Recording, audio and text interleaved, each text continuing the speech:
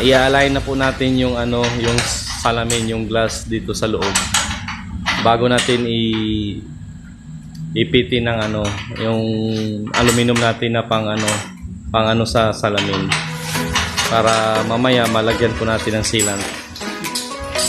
Okay. Actually, dalawa po to guys ang pinapagawa. Yung pangalawa po nandito po sa kabila, nakaabang. So hinahabol namin yung itong una para lang po may kabit mamaya. Kasi medyo kailangan po talaga doon.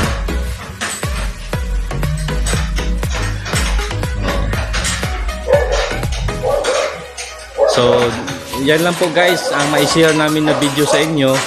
Sana po i-like nyo, i-share, tapos i-subscribe nyo rin para ma-notify pa namin kayo sa mga incoming videos, para may mga idea pa kayo matutunan o kailangan makikita sa video na to. So thank you for watching and good night. Bye bye.